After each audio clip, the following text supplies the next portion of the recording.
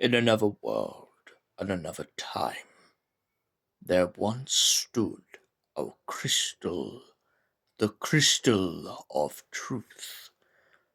But the crystal got corrupted, and Skeksis tortured and butchered it, causing the world to fall into disarray. And now it is but the prophecy: the two shall come and bring the crystal shard back together, to save the world of Thra before it's too late. Hello, ladies and gents, boys and girls, people of all ages, sexualities, and identities, and welcome back to another Dark Crystal review. And this time we're back in time to go through the plot of the original Dark Crystal film, first created by the Jim Henson Company. So, to essentially cross these stories over with a massive gap, it's been about 1,000 years, roughly, give or take. It's 1,000 years later, and the world is in turmoil. Everything is darkness. There's no green, no nothing, no. Well, I say no nothing. There is still the sand desert, but essentially everything else that was green and beautiful has died. It has all turned to purple crimson. And this all has something to do with the broken shard and the crystal itself. Now, out in the wide world, there is a gelfling known as Jen. There is also another gelfling out in the distance of this broken world named Kira. Now, at the beginning of this film, Kira and Jen have no knowledge of each other. As far as they're concerned, their families were butchered by the Skeksis. They are living in a kind of post-aftermath of the fall of the Gelfling.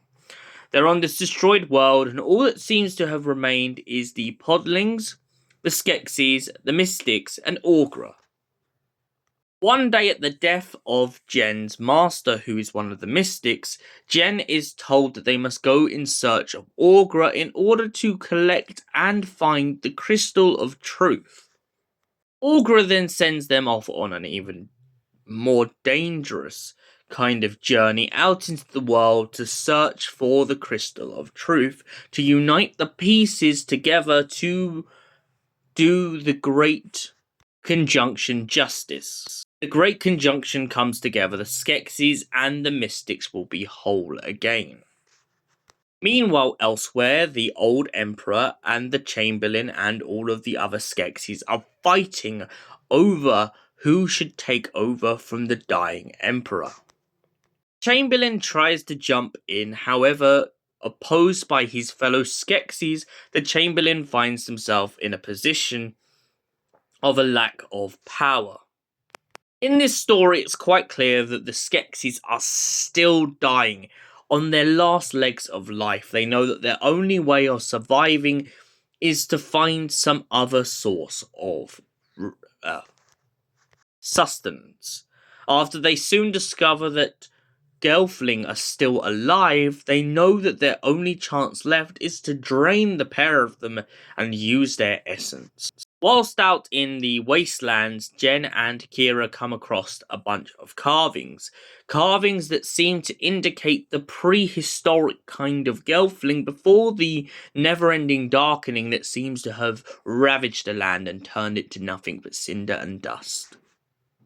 After this, they then go to the Castle of the Crystal and find that the Skeksis have moved on from Gelfling to draining Podlings. This is still as barbaric as killing off the Gelfling, but it seems like they've been using them to kind of subdue them and make them servants as well. Half of the creatures in the forest have been drained for essence, and the other half have been subdued to a life of servitude and slavery under the Skeksis' rule. Jen and Kira fight to get to the Crystal of Truth to keep the conjunction in prophecy from coming true. However, when they get into the Castle of the Crystal, Kira almost finds herself at a fatal point of death, because the Chamberlain or one of the Skeksis decides to strike her down. This annoys Jen, as they are absolutely outraged by the power the Skeksis have had on their world for so long. However, luckily for the pair of them, the crystal is inserted with the other shard, and the world begins its great conjunction. Two beings that should never have been separated once become one again. Orca arrives to the castle and explains that the beings that were the Skeksis and the Mystics came from a far-off planet from the other side of the solar system. They came to gather knowledge, but over time being separated and becoming two, the pairs had become greedy for their own inhibitions. One sought out knowledge in a peaceful manner, whilst the other became cruel and vindictive. The other decided to feed off of the life of people on Thra. They explain for this to never happen again, the beings must go off into the stars and never return to Thra. They all then leave the castle as it comes crumbling down into the sand to build a new life on the planet of Thra. So, The Dark Crystal, one of my favourite films out there. Now, I was previously mentioning this idea of what I think happened during the film and the series. Now, here's a plot out there. They can take my words or not, Jim Henson Company, but I feel like you need to either make a series or a kind of another film between the two called The Never-Ending Darkening, because this is how I think it played out. We're introduced in this film and in the end of the Age of Resistance to the Scuttlebox. Now, it's explained that the Scuttlebox are kind of servants that have been created during a lot of experimentation with the scientist and his ability to pretty much maneuver things out of nothing. By the sounds of it, from what I understand of the film and the series, it seems like after the events of the series, the Scuttlebox were pretty much sent out into the forest and started hunting down the Gelfling. Now, it's not quite clear whether they got all the Gelflings straight away, but it's quite clear that whoever the mother of Jen and Kira were, they both seem to come from separate sides of the Gelfling clans and have kind of survived the purge. Well, I say survived for a momentary while. Kira's mother or father seems to have left them with the podlings, and due to the fact of their kind of childness at the time, have most probably been able to get away with hiding them amongst the podlings. However, I feel like Jen had a massive struggle on this, and so they were given up to the Mystics in hope that the Mystics would hide Jen away long enough that the Skeksis would never find them. However, as it is brought up in the beginning of this Dark Crystal film, the Skeksis seem to be getting closer and closer, and the Mystics fear for Jen's life for this. That's why Jen is outcast from the clan and is sent out into the world and ends up meeting Kira in the first place.